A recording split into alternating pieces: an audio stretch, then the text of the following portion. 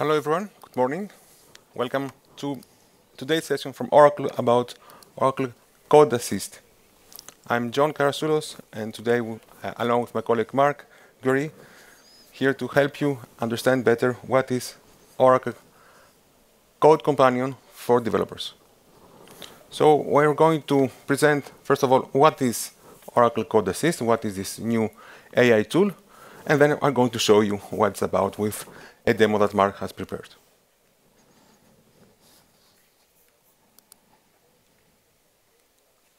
Of course, the safe harbor statement that everything that I'm going to present you today is something that we are going to prepare, and it's not for compensatory purposes and reasons. So we want to revolutionize all the technologies that are using. And currently, artificial intelligence is almost everywhere. So we want really to get all the benefits for our infrastructure, for our development life cycle that comes with, of course, all the AI tools and platforms that we are using. With the same analogy, when we want to create a car-centric infrastructure, we want to create paved roads. We cannot have our modern cars into a more traditional or more ancient infrastructure. So in order to accelerate any code generation, in order to accelerate the pace of development, we need to change our development infrastructure. We need to provide a new way of using our tools and the way that we're developing and producing code. It's like exactly the same approach, like we need to have a paved road to drive a car and not a horse trail. So for that purpose, we have created an AI-centric enterprise development infrastructure. This actually came up through to the necessity of understanding how we are spending our time developing. So half or 1/3 of our time is actually a really productive time for creating new code. All the rest is all the required work that needs to be done in order to provide a quality code, a code with a good quality, to test our production, to provide any security infrastructure and patches, and of course to maintain what we have previously created. Projects are really complex. Therefore, we need to apply to really more important and tight deadlines. The traditional methods are not longer sufficient, and we have understood that really we need to find a tool that is going to take care as much as possible for the non-productive work that we are creating, and really dedicated ourselves into creating a new code that is really important to our growth and our future. So we try to understand what we are going to be benefited by this kind of architecture. So we need to write code. We need to debug our code. We need to document everything that we are doing and also explain to our team what we have created before. And of course, we need to provide the appropriate unit test that will help us understand and create a system, an application that is really of the quality that has been required. So how we can help transform the application development using AI approach? So we are based in 3 distinct pillars. To start, we need to allow organizations to build applications faster using AI tools, using AI companions that are very close to their working environment. We're talking about tools like the one that I'm going to present to you, Code Assist. We're talking about AI assistance that is going to be included into Apex platform, or any tools and libraries that follow every latest release of Java. The same stands for the data. So we need to bring AI to our data. So the products that help are, of course, the latest approach of Oracle AI 13, the database with vector search. For MySQL, the HeatWave Gen AI that includes in-database LLM models. And of course, the latest OCI Gen AI services and RAG agents that can be used with any OCI implementation. And finally, the last pillar is about scaling up our applications anywhere. So the products and our capabilities that help are everything around OCI AI infrastructure that may include GPUs, ARM and x86 CPUs architecture, bare metal compute, RDMA networking, and every OCI supercluster that can be used inside our infrastructure. And of course, distributed cloud approach using OCI Kubernetes engine that in our Oracle nomenclature is OKI. So we arrive to need to create a single GenDev approach for any kind of development framework, for any kind of language, for any style of development. And that actually leads us to create a tool that is called Code Assist. So Oracle Code Assist is an AI code companion designed to boost developer velocity and enhance your code consistency. So what we have developed is a plugin for currently the most common used IDEs like IntelliJ or VS Code that is powered by LLMs that are running inside Oracle Cloud Infrastructure. And they are currently optimized for Java, SuiteScript, PL/SQL, and for any application development inside OCI. So what we are proposing to the users of this plugin is a context-specific environment that can be, of course, in the future can be tailor-made for organization to follow your own code base and your own best practices. So what this platform, this plugin can provide you currently? You can generate code to improve productivity. You can generate unit tests to help increase the coverage of your code. You can annotate your code and help it improve readability if you're working not alone but inside groups. You can automate any language upgrade that you might need, for instance, to pass from one JDK to another. Analyze how your code can be optimized and how can be rewritten or refactored in a way that is more efficient to your needs.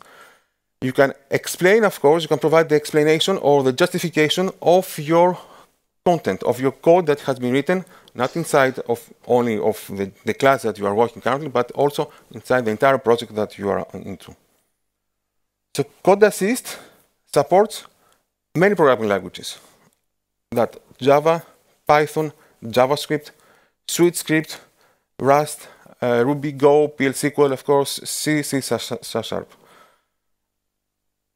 You can use the chat approach to ask any questions around this language, and you're going to have the prompt engineering that you can apply into these environments. However, currently, Oracle Code Assist is optimized for Java development, Java projects, SuiteScript. SuiteScript is a platform a development language that is used inside Oracle SaaS applications, Rust, and PL/SQL, where actually you can use it to describe what is your data model and what your packages, your functions, your triggers are doing and performing, and how you can improve them. So the plugin interacts with the Gen AI model or models currently that are running in OCI. So these models are optimized to do what exactly is written on the left side. So code creation, create code completion. So you can just describe what you want to generate, and the platform is going to generate this for you. Create unit tests and test cases.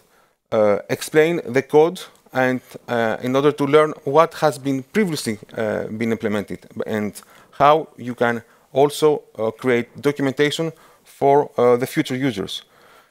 And finally, you can have a chat capacity to ask questions and interact with the model. For instance, you can create a snippet of code, or the plugin itself can generate for you something, and you can request this part of code to be refactored or improved in a certain way. Code Assist does not collect any of your information that is identifiable. It will not store any code snippets, and any interaction that's made between the plugin and the model is done through an encrypted approach. So before being sent to the backend service, any request or any prompt that you are sending the service is encrypted, and it's only used temporarily. And once it is satisfied, the answer has been satisfied. It means you accept the answer or you request a new answer, a new answer again. Then the prompt are completely deleted from everywhere. So for organization, of course, that you want to tailor Code Assist to their own code base, based on their own patterns, best practices, libraries, policies, there are going to be an option to do so. So in the future, are going to be a customization capability that allow you organization to only focus to their own personal code base and make the model learn from this code base. So how it works? We have many different LLMs. So the product team currently produce this plugin, evaluates different models in order to understand the performance of their models, the accuracy in terms of the contextual approach, and of course the responsiveness and the scalability of these models. So as far as we move forward to the finalization of this product, we continue to evaluate, we continue to change our models and to incorporate any best practices that we have learned. So our model is a fine-tune on diverse data sets, including open source code repositories that have been created by Oracle and for Oracle, ensuring a high capable and tailored to your needs. So what is the training strategy of these models? We show a lot of examples with coding instructions, and we apply a supervised learning approach. We also create synthetic data to help the models understand and look how a code pattern should be present. We do have also some different strategies that apply. So we're focusing on coding skills, like when you write a piece of code, you need also to provide the necessary documentation, explain this code, and generate any necessary unit test. We try to understand how from the synthesized data and data set we can reach out real project and address real problems. And we also continue to evaluate our LLMs in order to, at the end, provide the best experience to the users that are going to use it when this product is going to be generally available. So Code Assist is part of Oracle's overall AI service stack.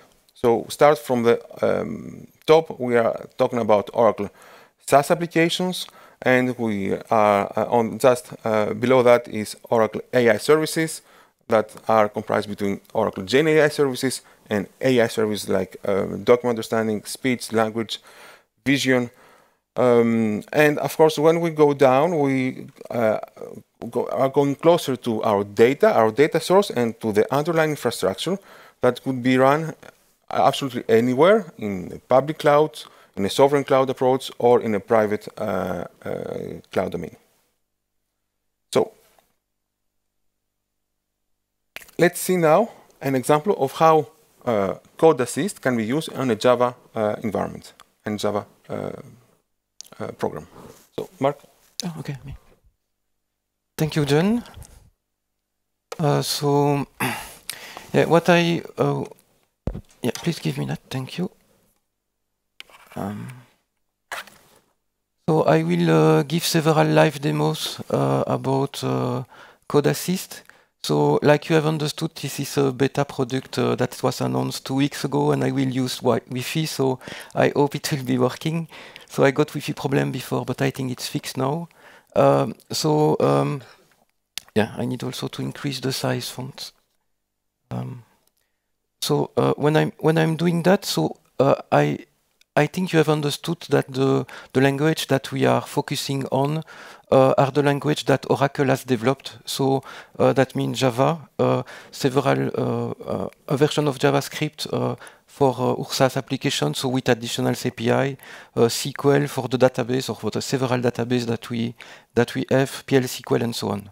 So we are focusing on our strength and also the fact that inside Oracle, we are a big company, 150,000 people, and there are about 50,000 developers that are doing Java.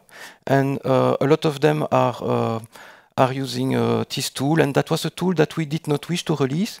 It was a tool that was requested by customer because they wish us to have something to do AI with mostly Java. So that's increase font, and so that's what I will show you now. In the product itself does more or less 5 things, right? It's doing document generation, it's doing unit testing, it's doing code generation. It can also explain what your program or your code is doing, and also you can chat in several ways with it. And so the way, yeah. So here I will do my demo inside IntelliJ, but the product itself is really a product that you can, let's say, divide or split in 2 parts. There is a set of LLMs that are running in the cloud and that are fine-tuned for the language that we have chosen. So it's LLMs that are changing over the time because I guess like you are all following, the large language models are getting better and better. And we have a lot of LLMs running inside our infrastructure, and we try to choose the best one, the one that gives the best benchmark on a particular moment. So this has changed already several times. And then there is that second part about the user interface. And currently in the beta version, we have 2 user interfaces. One user interface for Visual Studio Code and one user interface for IntelliJ. So personally, my preferred user interface is IntelliJ. So, and that is a very nice tool for JetBrains. So that's where I will do my demo. Inside IntelliJ, and that is the same than for Visual Studio Code, this is a plugin, and you have an icon that is here on the right, where you can see a Code Assist. And when you click on that icon, there is a panel that is opening up. And inside that panel, there are two tabs. One tab about solution and one tab about chat. And I will go through that during the demo later on. So here on the top, you see several of the things that you can do with that plugin. So yeah, the 4 of the 5 things that I was speaking about. There are several ways to access the different tools or the different possibilities. This way is just by using buttons on top of the method or on top of the class.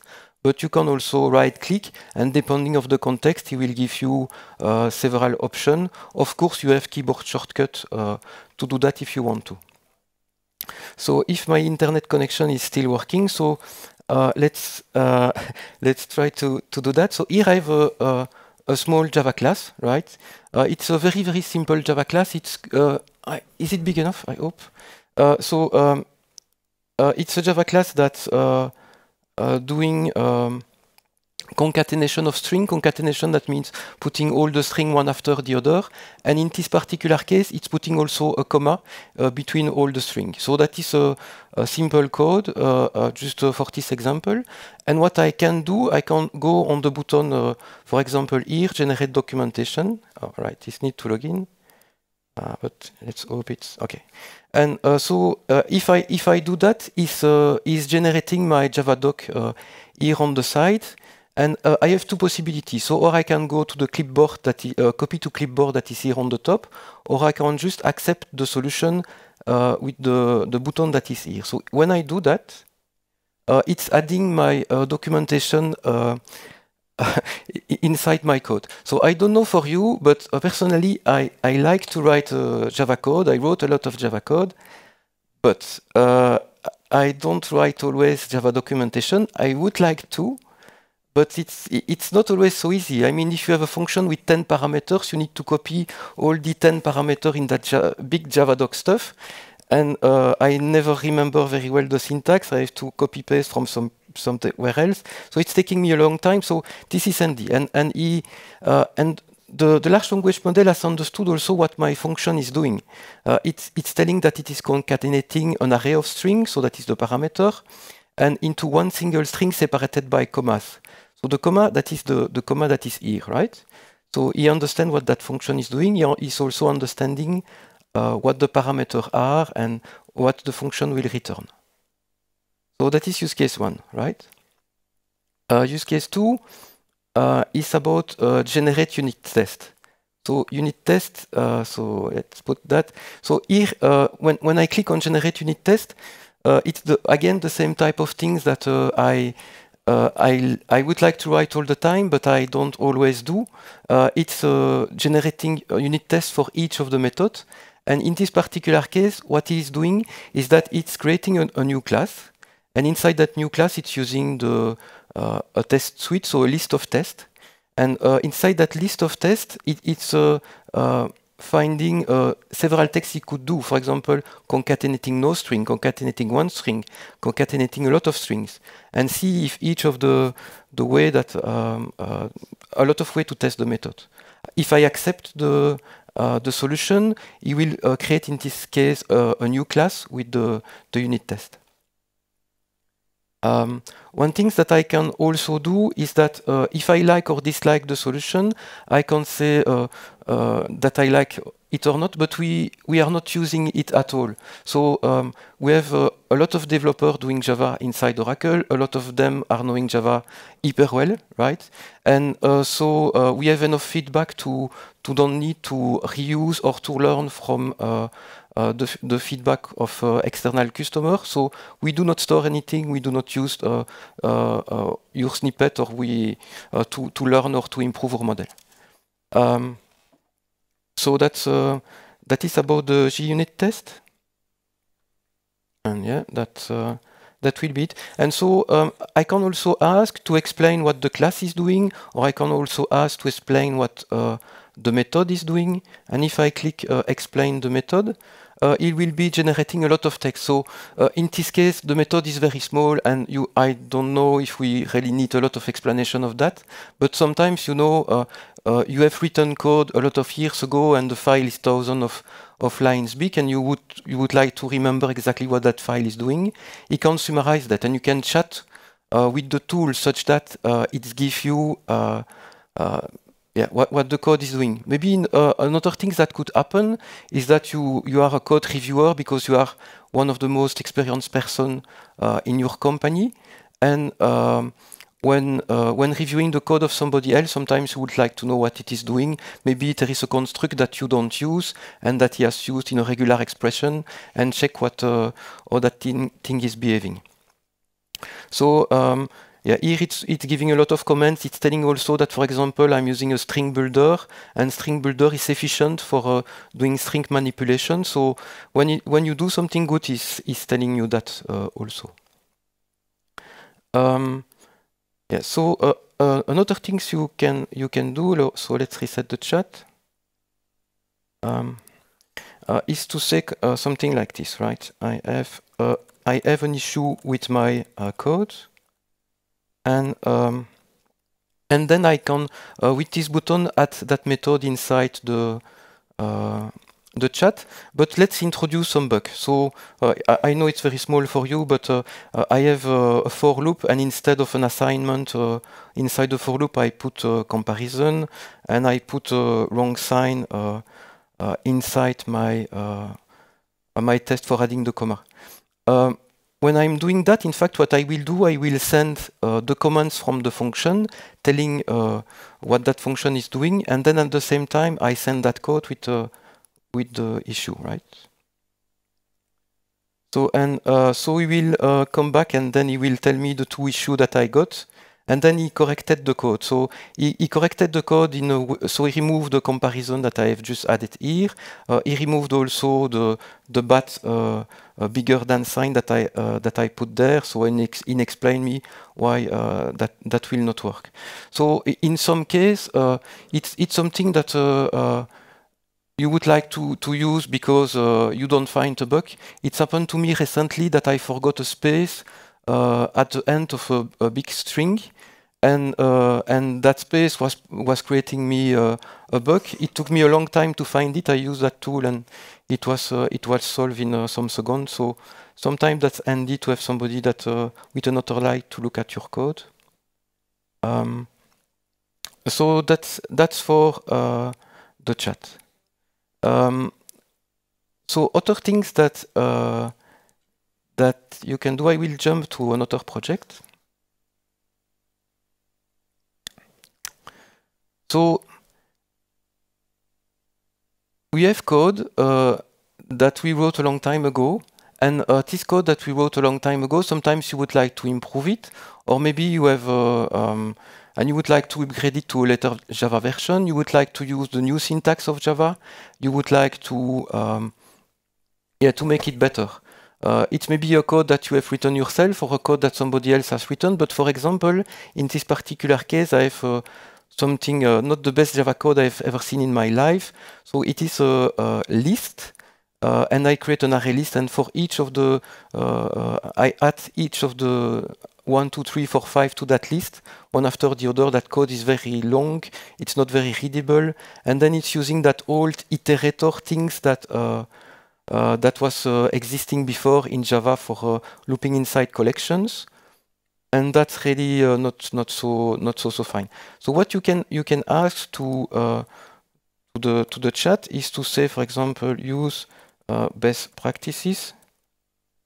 So the current best practices for improving that class. And then before that I click on yes, I did the exercise myself. I wish to know if, let's say that I need to rewrite that code. Personally, I know that I don't like that array list here on the top, but I'm not exactly sure of the right syntax I should use to do that, to create it in one line. That iterator, for sure, there are a lot of better way today to do collections. But yeah, so personally, I was not sure of how to do it. So if I ask it to the model, it will produce me a code. So the code here, it's doing, it's creating that array in one single line with array as list. So personally, I don't know that syntax. I'm used to Java a lot, but okay, that's not a function I use often. So that's interesting because it helped me to learn about a function that I don't use often. Maybe that's not the one I will use, but I can chat and continue the conversation until I get what I want. And then for the loop, it's writing a for loop with a for each inside that collections and doing a system print out. So that's exactly what I wished. I wished a better code. That's close to yeah. So it's really helping me to improve that code and to make something better. So I was able to improve my code by putting documentation, by improving the code itself. So, and that's it for that demo. Okay, next one. So, other things that happens, and that happens quite often, is that you get your manager that is asking you, yeah, can you build a particular program for a particular reason for tomorrow, and often it means yesterday or the last week, and so you should do that very, very fast. And in this particular case, it's the goal is to upload a particular report inside an object storage in the cloud. So copy a file inside an object storage in the cloud. So it's true, in my case, it's true that I did that once or twice in the past, but I don't remember the function. I don't remember which API I need to call to do that. So in fact, I would like to, I would like some help to create that code. And what I did already before to prepare is that I wrote the Java docs about telling what that code should be doing. So I would like to write a function to upload a file to an object storage or a bucket. And then also I give the bucket name as parameter and the file name as parameter. So what I can do is I can do generate code.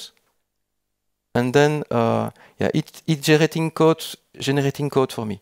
So it's telling a lot of things, but it's also telling that I forgot some parameters because I need something more to upload to object storage. So let's try what he gave me. So he generated all of these lines.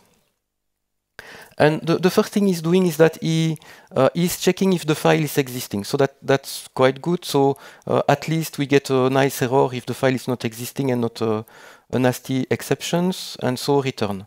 Then he's going to authenticate because it needs to authenticate to upload to the cloud. And then he's using my config file. But he does not know my profile name, so that will not work if he use the standard profile name. So my profile is called default. Then what does he more? So he's creating a client to connect to that cloud services. So we're getting the file, reading the file in one single line. Then he's using that API that is put object request. Okay, I remember that look like that. And here there is a namespace that is telling your namespace. Because I had to put a parameter about the namespace. I forgot that, but I have it somewhere inside my configuration file. So if I do here config.namespace, that should be quite good. And then, he's putting that inside my bucket. Okay, it's creating a report.cv. That is okay. Why not, right? And then at the end, he say, okay, it has been successfully uploaded. And if not, he generates a stack trace. Okay, so I think that looks good for me. So I think that should work, right? And let's run that. If I have an internet connection, yeah.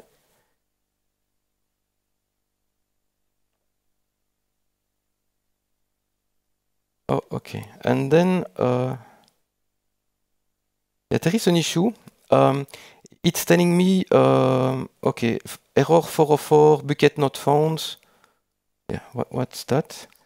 So what I can do is I can go in the chat and I can say, okay, I have this error. Yeah, paste that. And so he's helping me to debug my code. I was able to remove bugs by himself reading the code, but here he's also helping me to read the logs of my of the bugs that I got just now. And what he's telling me, okay, check that the bucket name is correct. Check that the bucket or the object storage is existing. Check that you have access to that bucket. Maybe the bucket exists, but I don't have any permission to put any file inside that bucket. So maybe I'm putting that in the wrong data center and maybe whatever. So I have a network connectivity. So yeah, it gives me a lot of reason why it could fail. And so yeah, so let's try the first one. So the bucket name. So what was it again? So it's code assist bucket, right? So I will go in my cloud.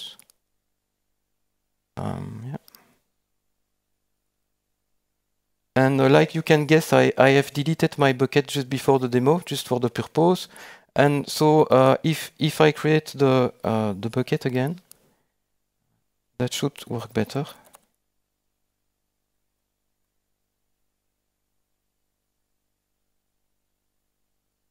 That should be it, code assist bucket. So I have that bucket is created, so let's try to run the program again. Let's run that again. And let's see, okay. And so now it's telling file has been uploaded successfully inside object storage. So yeah, the file should be there. If I come back inside my bucket, I see that he uploaded that report.csv inside it. So what I was here able to do is that I was able to develop a program in some minutes without even knowing what the API was looking like. He helped me to find out that I forgot some parameter, and then just by interacting a little, I could write something quite nice. Okay, so I have a little more time. You have? I have a little more time. So I will do one more demo. So something a little different. So this time is a video that was recorded by one of my colleagues.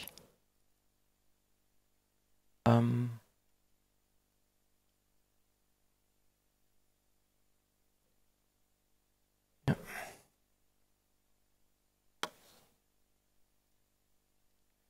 So what we will have here is that is it starting? Yeah, it's the same plugin but inside Visual Studio Code, right? The difference between this use case, I will do pause. This use case is about SQL. So here what we did is that we were always inside Java and we got one single Java file, right? That Java file, he was using that context to be able to generate the code. In the case of SQL, it's quite different because you need to know the table structure, you need to know what the table names are, you need to know what the columns of the table are inside that table, so you need to know what each of the column means. If column 1 does not mean anything, you need to know the structure of the data inside that tables. And so the demo is more about that, so it's using Visual Studio Code to get the structure of the table. And here it's about the Formula 1 demo that we have. If you go inside our stand, you will see that we have a Formula 1, and that Formula 1 in fact is sending data all the time inside a database with IoT, and it's doing machine learning. So in fact, it's getting your position of the car all the time, and by knowing the position of your car all the time, is trying to take the best decision next. What should you do as a driver? So try to overtake, use your boost to try to overtake another car or not. Is it the right moment? Is it not the right moment? Is it the right moment to stop to the pit stop? So, and it's using for that spatial position, it's using for that machine learning, it's using Monte Carlo and reinforcement learning. So that is a very nice demo. And so here it's one of the table, and this is the table that is containing the position of the car. And so, I come back to if he wants me to rerun the video again.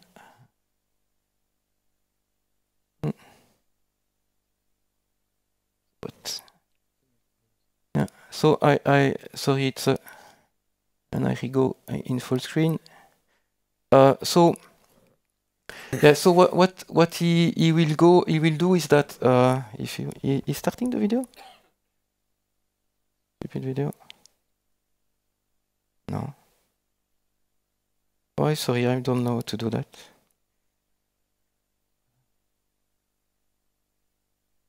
Why does he not want to start? Okay, I will do in this mode, and pity for that. So he go take the definition of the table. When the table is there, he gets the what the SQL definition of that table. He put that SQL definition of the table, so with all the columns inside the Oracle Assist. With that Oracle Assist will be telling exactly what each of the column means. So in this particular table, the structure is quite complex, and it's using spatial position in X, Y, and Z. And so it's telling exactly what this table is contained, that the table is done to for Formula One simulation. And then he's asking question about what can I do if I want to create synthetic data, so data that I can insert inside that table. So it's out of the box normally in the database 23, but yeah, here it's, you can create a JSON payload.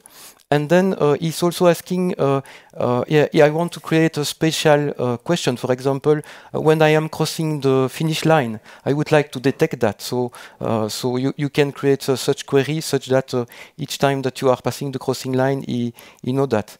And then he is also asking machine learning question to predict where the car will be in the future. So that's that was what the video was about.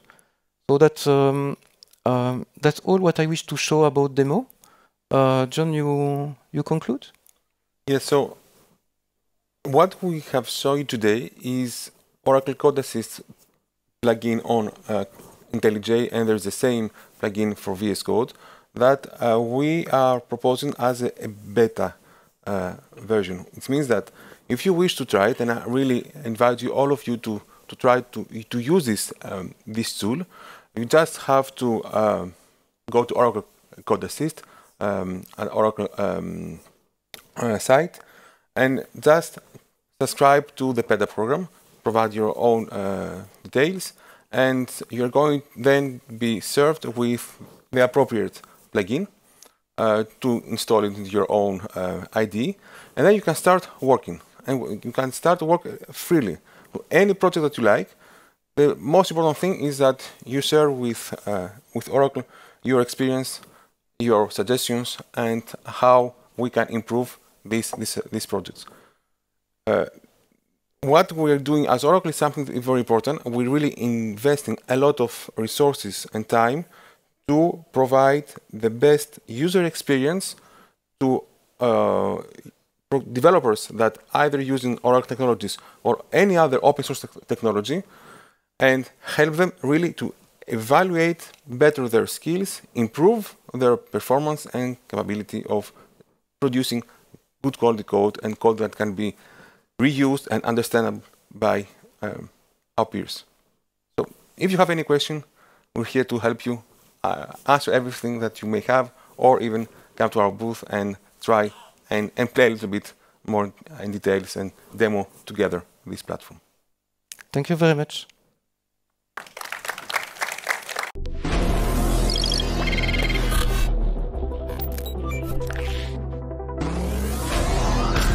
All systems are nominal. Initialize Genesis sequence.